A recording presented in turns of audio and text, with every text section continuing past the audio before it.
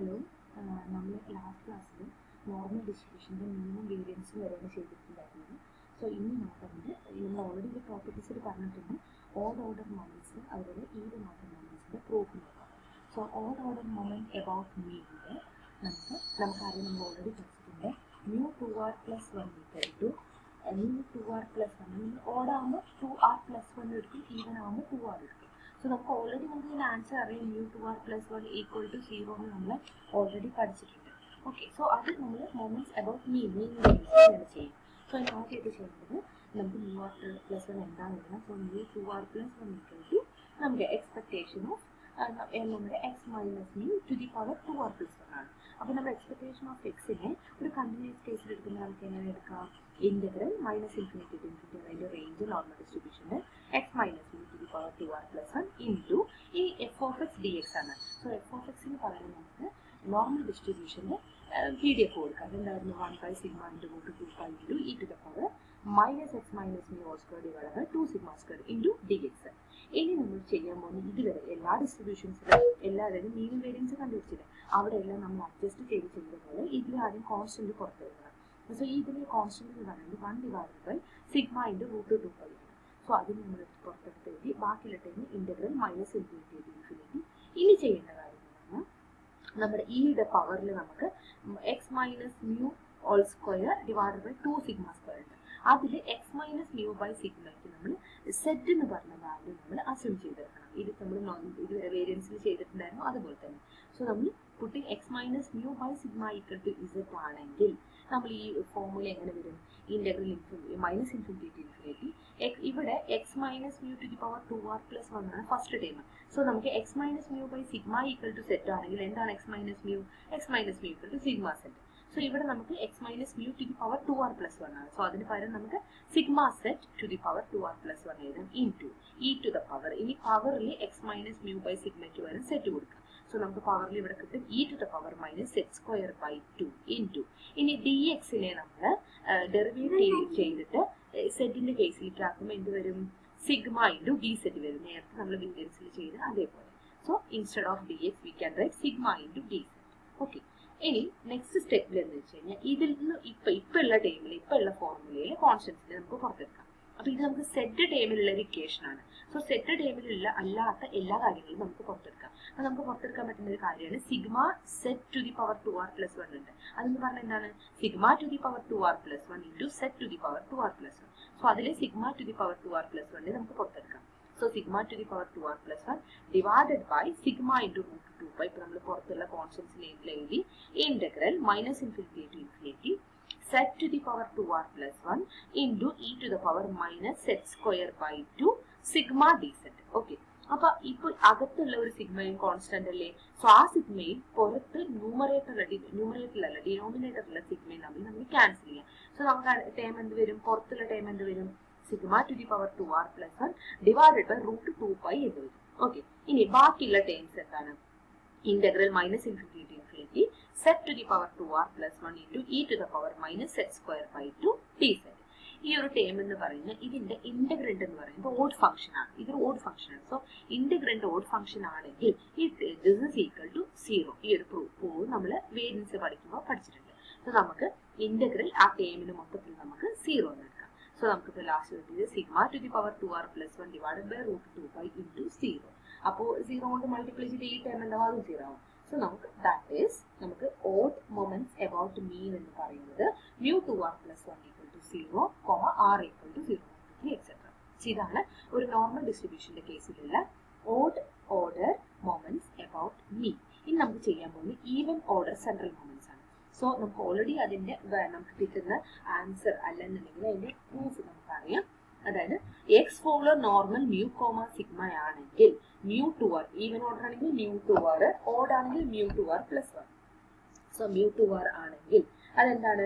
1 × 3 × 5 etc. 2r - 1 into sigma to the power 2r. ഈ answer ആണ് നമുക്കിതിൽ കിട്ടേണ്ടത്.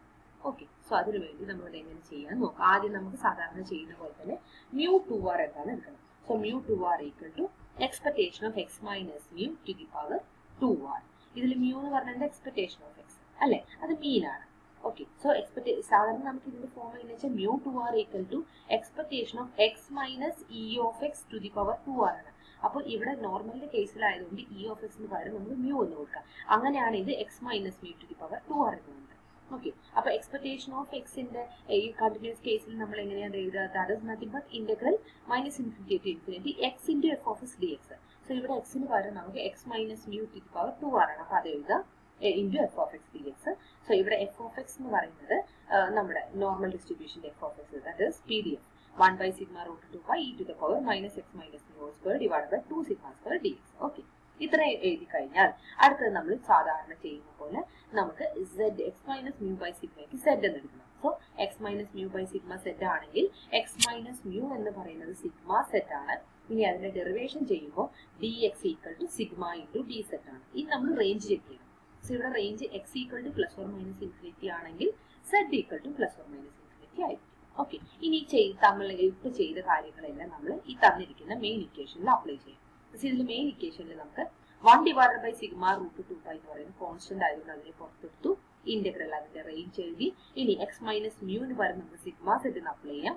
So that is sigma set to the power 2r into E to the power X minus mu by സിഗ്മയ്ക്ക് പകരം Z. So this will be E to the power minus Z square by 2 into D എക്സിന് പകരം sigma D Z. Okay. ഇനി next ടേമിൽ ഇവിടെ ഇപ്പൊ നിലവിലുള്ള ഇക്വേഷനിൽ sigma to the power 2r എന്ന് പറയുന്നത് കോൺസ്റ്റന്റ് ആണ്. സോ അതിനെ നമുക്ക് പുറത്തെടുക്കാം. So that is sigma to the power 2r divided by, ഇനി അടുത്തൊരു ടേം എന്ന് പറയുന്നത് നമുക്കൊരു സിഗ്മ ഡി സെറ്റ് ഉണ്ട്. അതായത് ഇന്റഗ്രലിന്റെ അകത്തൊരു സിഗ്മ ഡി സെറ്റ് ഉണ്ട്. ആ സിഗ്മയും ഈ പുറത്തുള്ള ഡിനോമിനേറ്ററിലെ സിഗ്മയും തമ്മിൽ നമുക്ക് ക്യാൻസൽ ചെയ്യാം. സോ ക്യാൻസൽ ചെയ്യുമ്പോൾ എന്ത് വരും? Sigma to the power 2r divided by root 2 pi into integral minus infinity to infinity z to the power 2r into e to the power minus z square by 2 dz. ഇത്രയും വന്നതിന് ശേഷം ഇനി നമുക്ക് വീണ്ടും നമ്മൾ വേരിയൻസ് ചെയ്യുമ്പോൾ ചെയ്തതുപോലെ തന്നെ കുറച്ചുകൂടെ മാറ്റങ്ങൾ വരുത്താനുണ്ട്. ഓക്കെ. സോ ഇതിൽ ചെയ്യേണ്ട കാര്യം എന്ന് പറഞ്ഞാൽ ആദ്യം നമ്മൾ ഇതിന് ലിമിറ്റ് മാറ്റണം. സോ ലിമിറ്റ് മാറ്റാൻ വേണ്ടിയിട്ടുള്ള ഒരു ഫോം ഞാൻ പറഞ്ഞിട്ടുണ്ടായിരുന്നു. Integral minus infinity to infinity f of x dx is nothing but 2 into integral 0 to infinity f of x dx.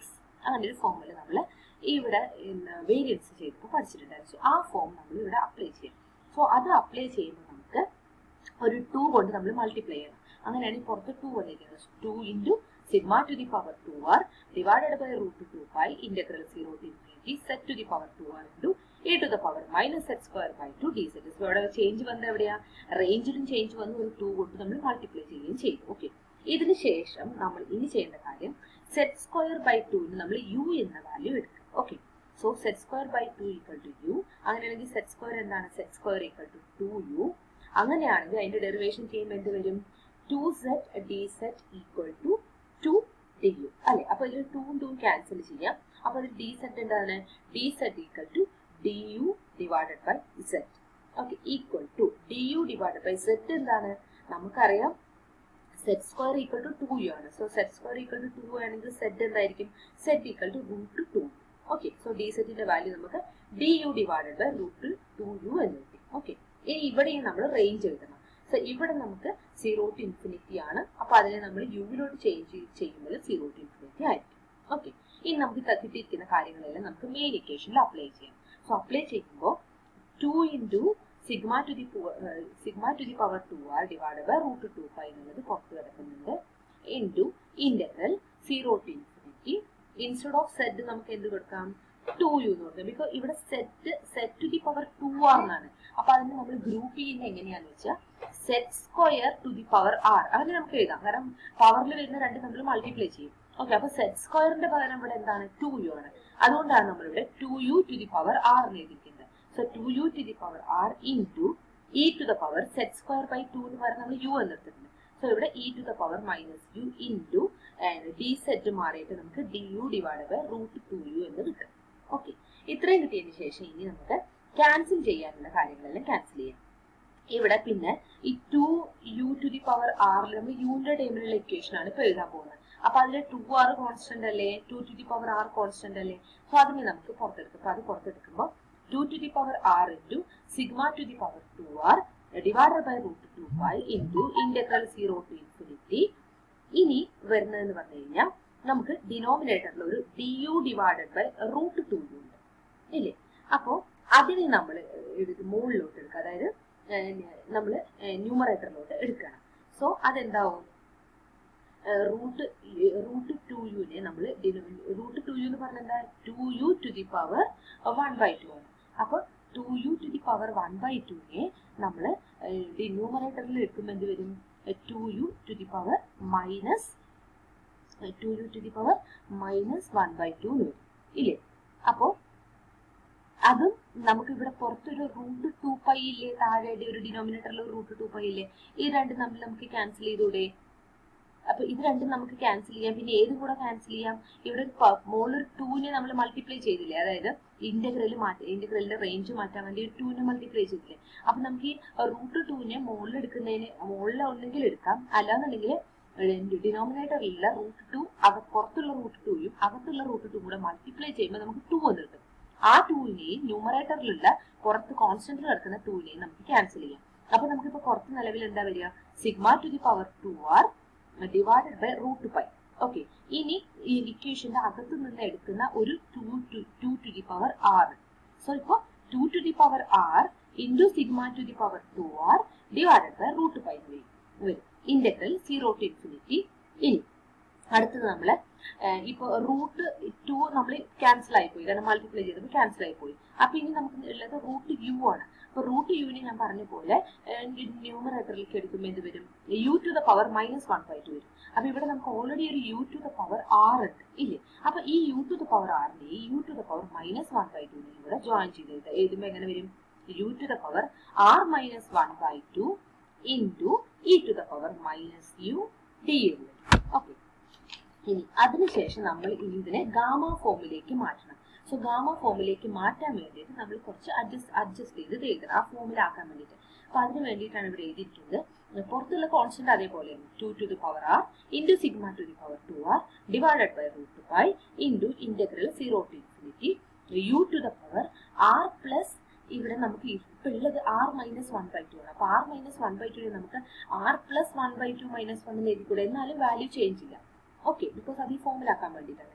Into e to the power -u du. Okay, ഇനി ഈ integral 0 to infinity u to the power r+1/2 - 1 into e to the power u to the power -u into du എന്ന് പറഞ്ഞാൽ എന്താണ്, gamma r+1/2 divided by 1 to the power r+1/2. ഇതിന്റെ form already variance ചെയ്യുമ്പോൾ ഞാൻ പറഞ്ഞു തന്നിട്ടുണ്ടായിരുന്നു, അതേ form തന്നെയാണ് ഇവിടെ ചെയ്തിരിക്കുന്നത്. ഓക്കെ, ഇനി gamma r+1/2 divided by 1 to the power r+1/2. ഇനി ഇതിനെ നമ്മൾ ഇതിന്റെ അബ്രിവേഷൻ നമുക്ക് എഴുതാം, കോൺസ്റ്റന്റ് പുറത്ത് അതേപോലെ തന്നെ. സോ അതിന്റെ അബ്രിവേഷൻ വരുമ്പോൾ എന്ത് വരും, ഗാമ r+1/2നെ നമുക്ക് എങ്ങനെ എഴുതാം, അതുപോലെ 1 to the power r+1/2. So ഇതിന് നമുക്ക് എഴുതുമ്പോൾ നമുക്ക് എങ്ങനെ വരും, r-1/2 into r-3/2 etcetera 3/2 into 1/2 into gamma 1/2 വരും.